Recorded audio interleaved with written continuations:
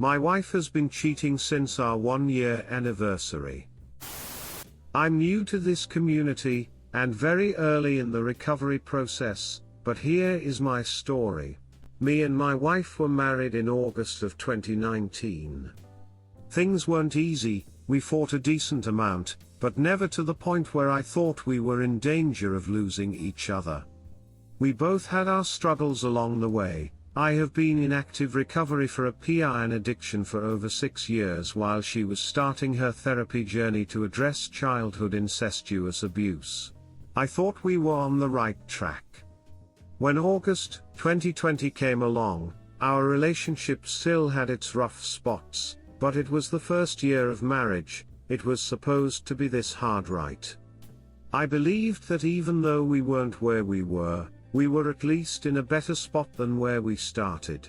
A couple weeks into August, my wife became more and more distant. She spent more and more time with her male friends from work. I began to have concerns, but every time I broached them with her, she would lay my fears to rest. You are the one who struggles with lust, not me. I am never one-on-one, I just make friends better with guys, etc. Despite my misgivings, I figured she was right. After all, I was the one who struggled with PRN. I needed more boundaries than she did, right? We had had the talk early on in our marriage that we wanted to set the boundary of never being in a one-on-one setting with someone of the opposite time. We wanted to be above reproach. While she did acknowledge this conversation, she didn't think it was necessary for her, that her struggles weren't with time, and I should be okay with her hanging out with male co-workers. After all, they are all Christian guys working at a Christian restaurant. What could happen? In mid-August we celebrate our anniversary. During this time we decided to go on a large group trip where we would rent an Airbnb in the Northern Peninsula. During this trip a lot of our closest friends came with, including the guy I would come to learn she was having an affair with. During the trip was when my suspicions really ramped up. She was very distant from me and spent more and more one-on-one time with this guy despite my misgivings. Things really came to a head when I came back one night and realized they were out alone in the lake swimming together. It had gotten to the point where even some of her other friends called her out on her behavior. Fast forward, on August 30th D-Day happened. I had been very suspicious by now, and every night when she came home the questions of where have you been, who have you been with, would ensue. I didn't think she was having an affair, but I told her that I believe she was at risk for having an affair. That no one could spend this much one-on-one time in intimate settings with someone else and not develop feelings. Anyway, on the 30th we were leaving church and she was again acting very distant. I decided to ask her straight up, are you invested in this marriage? That's when she replied, we need to talk. She took me to a park, and told me what has been happening. She told me it has been going on since the anniversary. She said she loves this guy, and does not plan to stop seeing him. That was just about a month ago. During our few interactions since then she has made it very clear she does not want back in the marriage, even if this guy wasn't in the picture. She told me that if our marriage wasn't already crumbling that she wouldn't have gone looking. My brain knows that is bogus, but my heart still thinks it is my fault. In the meantime she has continued to see this guy, post on Instagram about how much she loves him, and tell her friends about how I should have fought for her more. Something worth noting is that she is a manager at this Christian restaurant, and the guy is a new hire. Apparently her boss is aware and has chosen to forgive her, aka cover it up and go against all their values. I never thought I would get a divorce, but the choice is being made for me. Even if she did want to work on things, I'm not sure I could. I'm living with my parents right now, and this is all just too much sometimes. I still wear the ring, not ready to take it off. I know she doesn't, but still. There are times when I feel excited for the future, but other times when just doing basic tasks is too hard. I can't sleep too many graphic dreams and am just trying to get by. I do have things to keep me busy, and I do have a new job starting in October which will be helpful, but that is where I am at. I've found it difficult to find people who can relate. I am thankful for this community. Update: going to see a lawyer on Tuesday, says it should be a simple process from a logistical standpoint at least.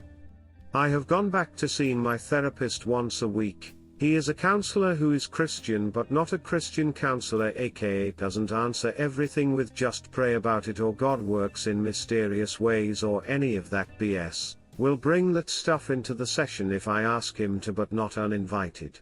The restaurant she works at is Chick-fil-A. She always talked about how their Christian values set them apart from other places.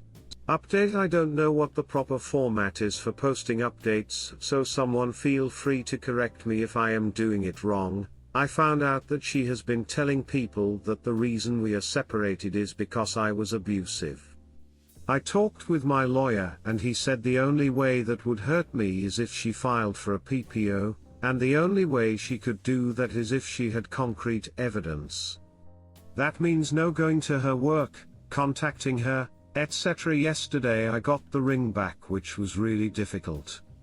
My lawyer will send her documents to sign, and if she doesn't contest anything we can move forward with scheduling a hearing, which is about a 2-month waiting period. Update: looking for music self-care suggestions. Does anyone have any songs playlists they listen to help them move forward? Not looking so much for the sad music that will make me bawl my eyes out, but more the moving on, picking myself up again, screw everything kinda music. If anyone has any other things they did for self-care, I am very open to suggestions. Thank you so much, friends. Can't thank you guys enough for this community. Has really been validating when I've been up in my head. Update: she left and has been sleeping with another guy. 40 days later I got drunk and kissed one of my friends and feel awful confused. Last night I went out with a friend, and we drank a lot, and ended up making out. It didn't go much farther than that, but the amount of shame I am feeling is palpable.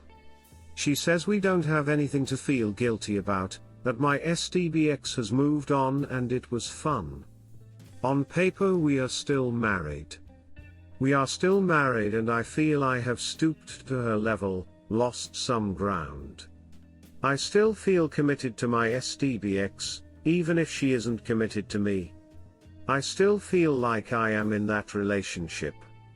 Even if I'm not, even if she has moved on, my heart is still there.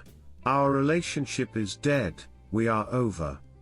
We still exist on paper, we are just waiting for our court hearing.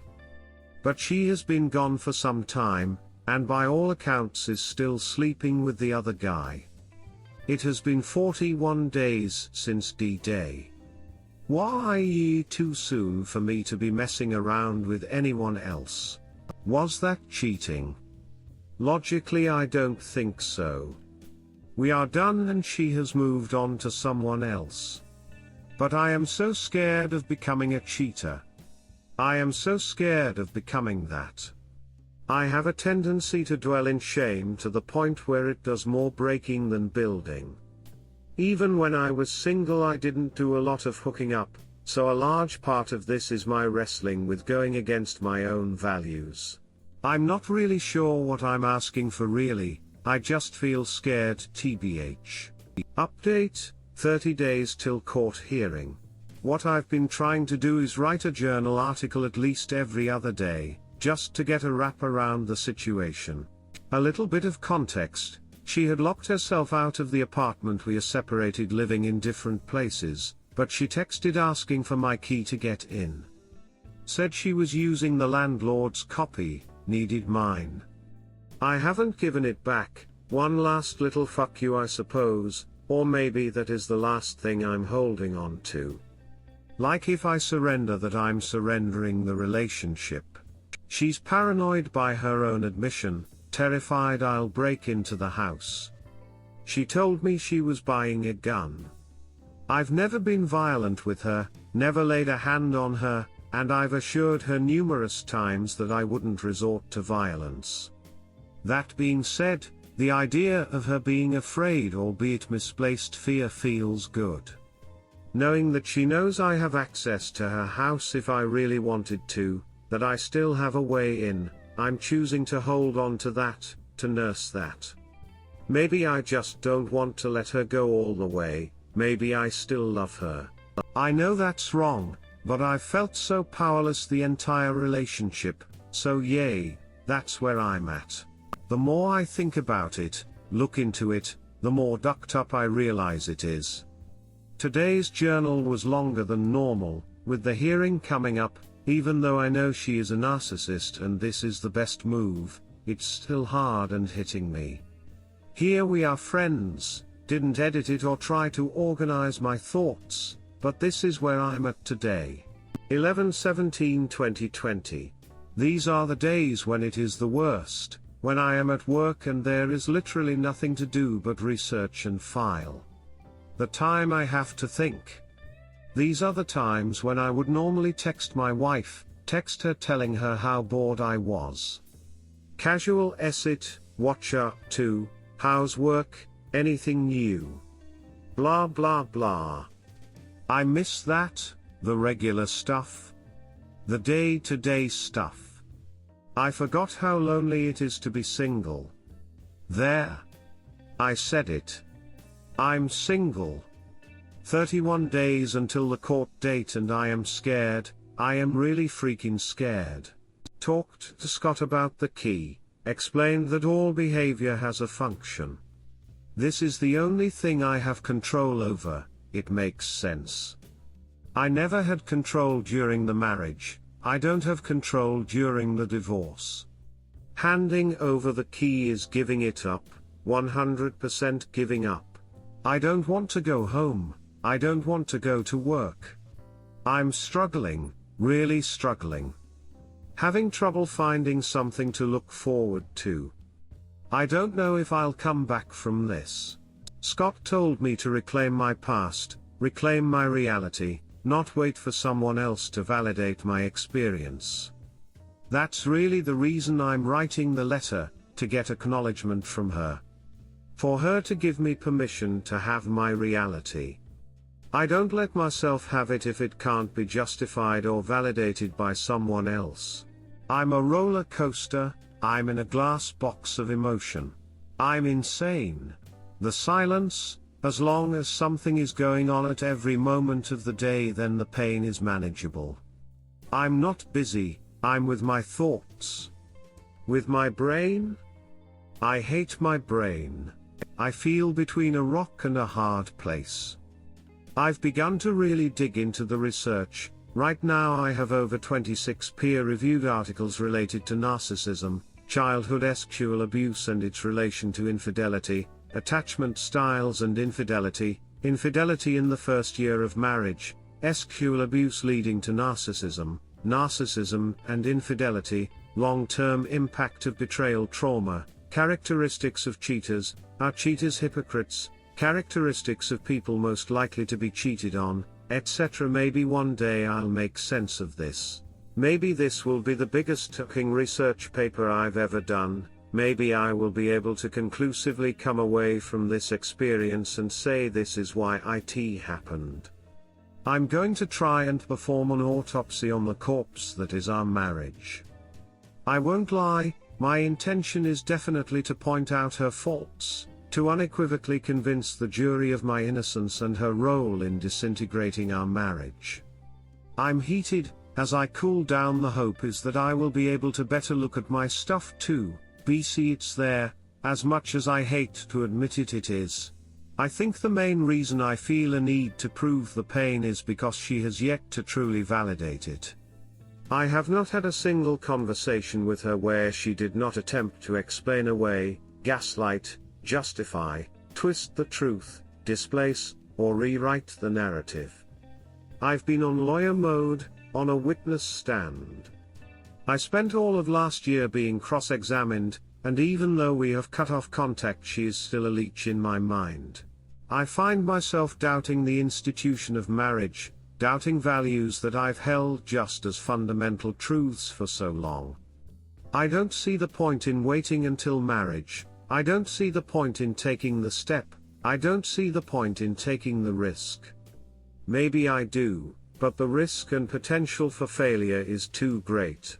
I was certain, ducking certain she was the one. I thought I had dodged a bullet with my last fiancé. Maybe I just traded a raw onion for rat poison. One is gross, the other one kills you. Who knows, that one could have been worse, probably would have been, but the point is my judgment is ducked. How can I be certain of anything when the thing I was 1000% sure about is a lie? My mom asked me if I ever saw myself getting married again, moving on. Right after she asked, she realized it was too soon for the question. Don't get me wrong, it definitely was. I'm not ready to remotely consider moving on, but if I had to answer now, I would say no. No. No, I am not getting married again. What am I gonna tell everyone? Hey guys, welcome back. This has been hell. This has been the worst. Being in a situation where there is even a risk of this happening again seems unfathomable. It's like having an explosive strapped to my chest. Even if there was only a 10% chance of it going off, there is still a chance. I wasted a ducking baller wedding on her. It's supposed to be a one and done thing.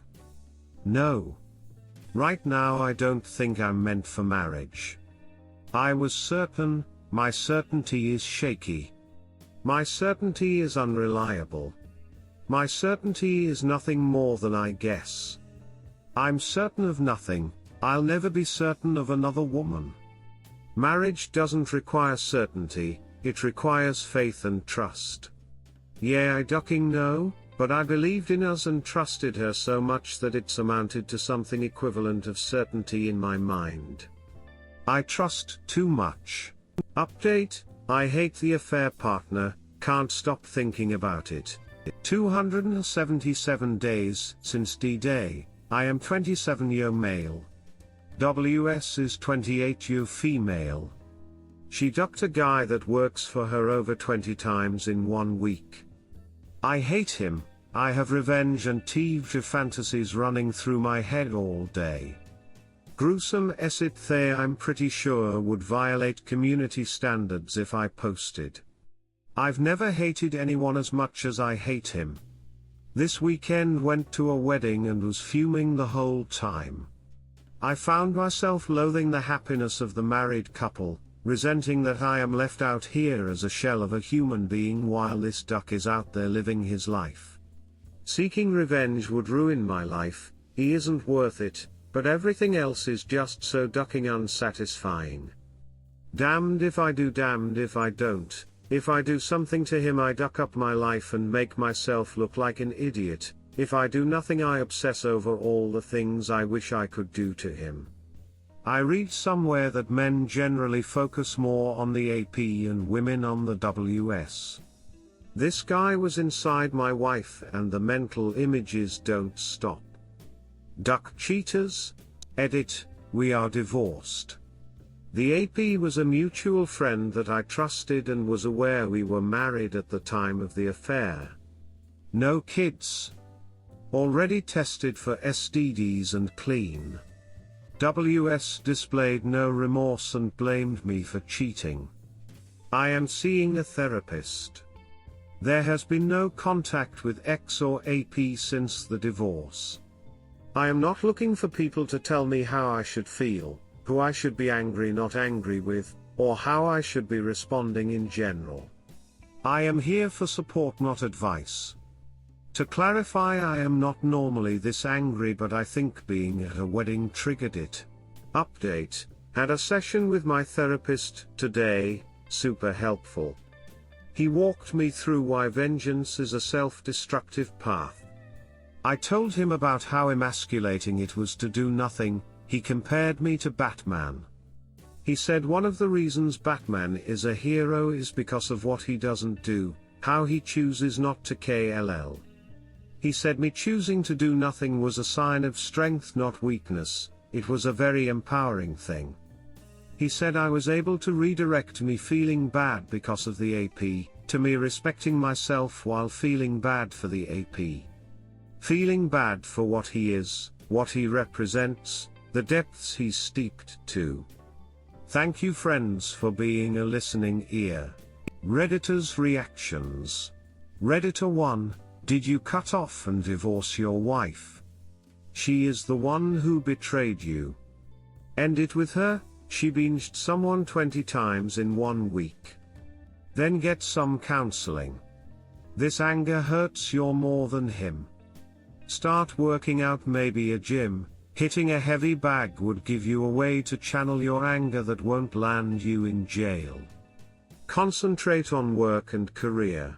Edit, I checked your previous posts and see that you have ended with her. Remember, the best revenge is to live the better life. Level up, get into the best shape, physically and financially, and maybe even eventually you find someone who will love you and treat you right. Redditor follow up, level up, get into the best shape, physically and financially, and maybe even eventually you find someone who will love you and treat you right. This. The best way I got back in shape was buying stuff for boxing. Not only did I get a part of the cardio I lost from 5 years of sedentary life, the punching bag helped me to channel the anger I had toward my ex and her AP, all that along with therapy. Since Op still had anger and resentment, it might be a good idea to help him channeling his anger. I'm no expert, so take it with a grain of salt. Edit, I just read back the comment, I just repeated what you said about anger and boxing kit. Redditor 2, there's nothing special about this guy.